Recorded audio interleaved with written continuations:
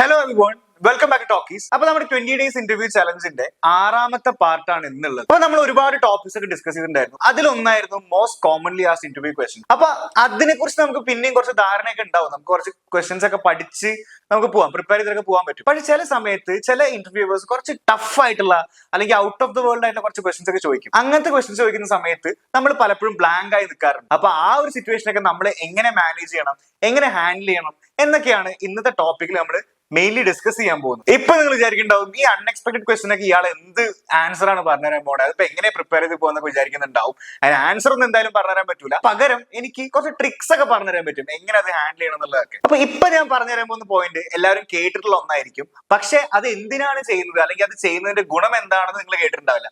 അത് പോയിന്റ് എന്താണെന്ന് ഞാൻ ഇപ്പൊ പറഞ്ഞുതരാം. വേറൊന്നും അല്ല, ടേക്കിംഗ് പോസ് ആൻഡ് ബ്രീത്ത്. അത് കേൾക്കുമ്പോൾ തന്നെ ഭയങ്കര ക്ലീഷേ ആയിട്ട് തോന്നുന്നില്ലേ? പക്ഷെ അതിന് ഒരു ഇന്റർവ്യൂവിന്റെ കേസിൽ നോക്കുകയാണെന്നുണ്ടെങ്കിൽ ഭയങ്കര ഇമ്പോർട്ടൻസ് വരുന്നുണ്ട്. അതായത് ഭയങ്കര ട്രിക്കി ആയിട്ടുള്ള ഒരു ചോദ്യം ചോദിക്കുന്ന സമയത്ത് നമ്മൾ അപ്പൊ തന്നെ സ്പോണ്ടേനിയസ് ആയിട്ട് എന്തെങ്കിലും മണ്ടത്തരം വിളിച്ച് പറയുന്നതിന് പകരം നമ്മൾ ഒരു പോസ് എടുക്കുകയാണ്, അതേപോലെ തന്നെ ഒരു ഡീപ് ബ്രെത്ത് എടുക്കുകയാണ്.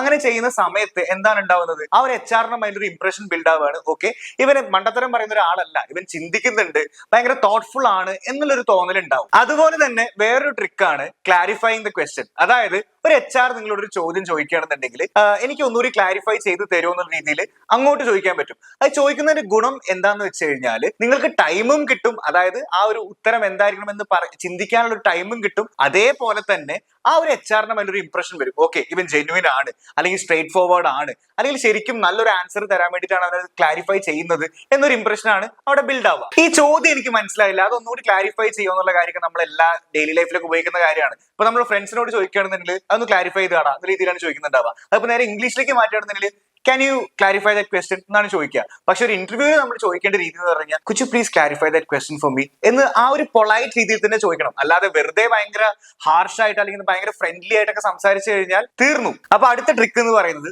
Relate to the past. പേര് കേട്ട് ഭയങ്കര കോംപ്ലിക്കേറ്റഡ് ആയിട്ട് തോന്നും, പക്ഷെ അത്ര കോംപ്ലിക്കേറ്റഡ് ആയ സാധനം ഒന്നും അല്ല, ഒരു സിമ്പിൾ സാധനമാണ്. അപ്പൊ അതെന്താന്ന് ഞാൻ ക്ലിയർ ചെയ്തത്. നമുക്ക് സ്ട്രേറ്റ് ആയിട്ട് ഒരു എക്സാമ്പിളിലേക്ക് പോവാം. അപ്പൊ ഞാനൊരു HR ആണ്, നിങ്ങൾ എന്റെ കാൻഡിഡേറ്റ് ആണെന്ന് വിചാരിക്കാം. അപ്പൊ ഞാൻ നിങ്ങളോട് പറയുന്ന ഒരു ചോദ്യം ഇതാണ്. അപ്പൊ നിങ്ങൾ ആക്ച്വലി ഈ ഒരു ഇന്റർവ്യൂവിൽ നല്ല രീതിയിൽ പെർഫോം ചെയ്തിട്ടുണ്ട്. അപ്പൊ ഞാൻ ഭയങ്കര ഇംപ്രസ്ഡ് ആണ്. അപ്പൊ നിങ്ങളെ ഞാൻ സ്ട്രേറ്റ് ആയിട്ട് നമ്മുടെ ടീം ലീഡായിട്ട് അപ്പോയിന്റ് ചെയ്യാനാണ് നോക്കുന്നത്. അപ്പൊ എന്റെ ചോദ്യം ഇതാണ്, നിങ്ങൾക്ക് ഒരു ലീഡായിട്ട് കാര്യമായിട്ട് എക്സ്പീരിയൻസ് ഒന്നുമില്ല, ബിക്കോസ് നിങ്ങളൊരു ഫ്രഷർ ആണ്. അപ്പൊ നിങ്ങൾ സ്ട്രേറ്റ് ആയിട്ട് ലീഡായിട്ട് ഞാൻ അപ്പോയിന്റ് ചെയ്യുകയാണെന്നുണ്ടെങ്കിൽ ആ ടീമിൽ ഒബ്വിയസ്ലി കുറെ കോൺഫ്ലിക്ട്സും ഡിഫറെന്റ് ഒപ്പീനിയൻസ് ഒക്കെ വരാനുള്ള സാധ്യതയുണ്ട്. അപ്പൊ അങ്ങനെയുള്ള സിറ്റുവേഷൻ നിങ്ങൾ എങ്ങനെ മാനേജ് ചെയ്യും എന്നാണ് എന്റെ ചോദ്യം. അപ്പൊ അങ്ങനെയുള്ള ഒരു സിറ്റുവേഷൻ വരുമ്പോഴാണ് നമ്മുടെ ഇന്നത്തെ ടോപ്പിക്കിന് റെലവൻസ് വരുന്നത്.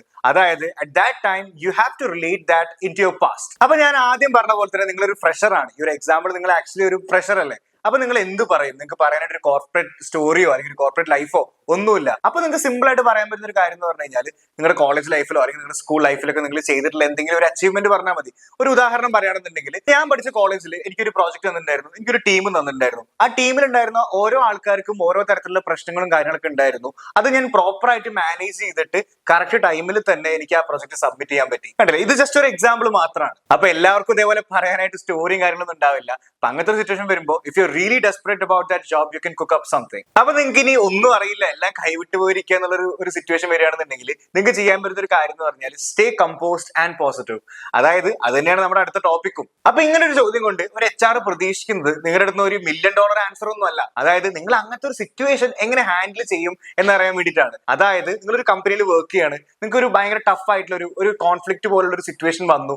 ആ സിറ്റുവേഷൻ നിങ്ങൾ എങ്ങനെ ഹാൻഡിൽ ചെയ്യും എന്നതിന്റെ ഒരു മിനിയേച്ചർ വേർഷൻ ആയിട്ട് മാത്രമാണ് ഈ ഒരു ചോദ്യം കൊണ്ട് HR ഉദ്ദേശിക്കുന്നത്. എല്ലാവരും ചെയ്തൊരു മിസ്റ്റേക്ക് ആണ്, ഞാൻ ഭയങ്കര സ്ട്രേറ്റ് ഫോർവേഡ് ആണെന്ന് കാണിക്കാൻ വേണ്ടിയിട്ട് എനിക്കറിയില്ല സാറേ എന്ന് പറഞ്ഞിരിക്കും. അങ്ങനെ പറയുന്നത് ആക്ച്വലി ശരിയാണോ? അപ്പൊ ഇങ്ങനെ ഒരു സിറ്റുവേഷനിൽ നിങ്ങൾ ആ HR കൊടുക്കുന്ന ഇംപ്രഷൻ എന്ന് വെച്ച് കഴിഞ്ഞാൽ ഇപ്പൊ ഏതൊരു സിനിമയിൽ മമ്മൂട്ടി പറയുന്ന ഒരു ഡയലോഗ് ഉണ്ടല്ലോ, അതായത് നമ്മൾ ചെയ്യാത്തതൊന്നുമില്ല, ആ ഒരു സാധനമാണ് നിങ്ങളോട് കൊടുക്കേണ്ടത്. അപ്പൊ അടുത്ത എന്താന്ന് വെച്ച് കഴിഞ്ഞാൽ ഓഫറിംഗ് എ ഹൈപ്പോത്തറ്റിക്കൽ സൊല്യൂഷൻ. അതെന്താന്ന് വെച്ച് കഴിഞ്ഞാൽ ഇപ്പൊ ഞാൻ കുറച്ചു മുന്നേ പറഞ്ഞിട്ടുണ്ടായിരുന്നു, ഇങ്ങനെ ഒരു ക്വസ്റ്റ്യൻ വരുന്ന സമയത്ത് നിങ്ങളുടെ പാസ്റ്റ് ആയിട്ട് എന്ത് ചെയ്യാം, നിങ്ങൾക്ക് ഇത് അമാൽഗമേറ്റ് ചെയ്യാം അല്ലെങ്കിൽ റിലേറ്റ് ചെയ്തിട്ട് സംസാരിക്കാം എന്ന രീതിയിൽ പറഞ്ഞിട്ടുണ്ടായിരുന്നു. അപ്പൊ നിങ്ങൾക്ക് അങ്ങനെ പറയാൻ ഒരു പാസ്റ്റ് ഇല്ല എന്നുണ്ടെങ്കിൽ രണ്ടാമത് പറഞ്ഞ ഓപ്ഷൻ ആയിരുന്നു ഒരു സ്റ്റോറി കുക്കപ്പ് ചെയ്യുക എന്നുള്ളത്. അതിന് നിങ്ങളെ കൊണ്ട് പറ്റുന്നില്ല എന്നുണ്ടെന്നുണ്ടെങ്കിൽ ഒരു ഹൈപ്പോത്തറ്റിക്കൽ ആയിട്ടുള്ള സൊല്യൂഷൻ അപ്പൊ തന്നെ നിങ്ങൾ ബിൽഡ് ചെയ്ത് പറഞ്ഞു കൊടുക്കുക. അതായത് നിങ്ങൾ പറയുന്ന കാര്യങ്ങൾ വലിയൊരു മണ്ടത്തരമാവരുത്, എന്നാൽ പോലും വലിയ കുഴപ്പമില്ലാത്ത രീതിയിൽ ആ ഒരു സിറ്റുവേഷൻ ഞാൻ ഇങ്ങനെയൊക്കെ ഹാൻഡിൽ ചെയ്യും, അല്ലെങ്കിൽ ഇത്തരത്തിലുള്ള വഴികളൊക്കെ ഞാൻ ട്രൈ ചെയ്യും, അത് ആ ഒരു സംഭവം സോൾവ് ചെയ്യാനുള്ള രീതിയിൽ നിങ്ങൾ പറയുകയാണെന്ന് എന്തുണ്ടെങ്കിൽ അപ്പോ അങ്ങനെ ഒരു സിറ്റുവേഷനിൽ നിങ്ങൾ പെർഫെക്റ്റ് ആയിട്ടാണോ ആൻസർ കൊടുക്കുന്നത് എന്നതിലല്ല ഇമ്പോർട്ടൻസ് വരുന്നത്. നിങ്ങളുടേതായിട്ടുള്ള ഒരു വഴിയിൽ നിങ്ങൾ അത് എങ്ങനെ സോൾവ് ചെയ്യുന്നു അല്ലെങ്കിൽ ഒരു സൊല്യൂഷൻ കൊണ്ടുവരുന്നു എന്നതാണ് ആ ഒരു HR അവിടെ കൂടുതലും ശ്രദ്ധിക്കുക. ഇനി അതിനൊക്കെ ഉപരി അവിടെ മെയിൻ ആയിട്ട് വരുന്ന ഒരു കാര്യം എന്ന് വെച്ച് കഴിഞ്ഞാൽ അവിടെ ആ HR ക്രിയേറ്റ് ചെയ്യുന്ന ഒരു പ്രഷർ സോൺ ഇല്ലേ, ആ സോണിൽ നിങ്ങൾ നിങ്ങളുടേതായിട്ടുള്ള ഒരു വഴിയിലൂടെയാണ് ആ ഒരു സൊല്യൂഷൻ ഹാൻഡിൽ ചെയ്യുന്നത് അല്ലെ.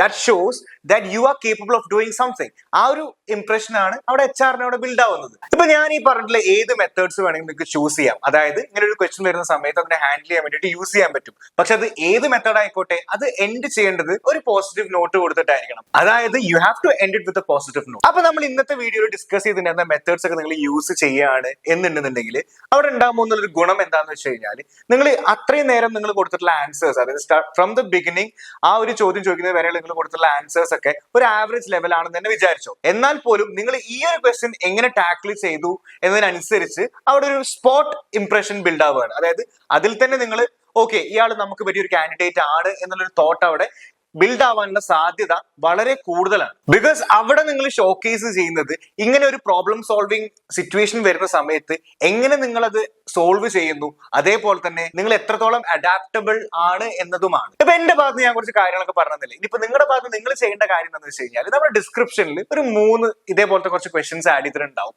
അതിന് നിങ്ങളുടേതായിട്ടുള്ള രീതിയിൽ എന്ത് ചെയ്യുക, നമ്മുടെ മെത്തേഡ്സ് ഒക്കെ യൂസ് ചെയ്തിട്ട് 3 ആൻസേഴ്സ് അപ്ലോഡ് ചെയ്യാം. That's all about today's video. See you next time. By.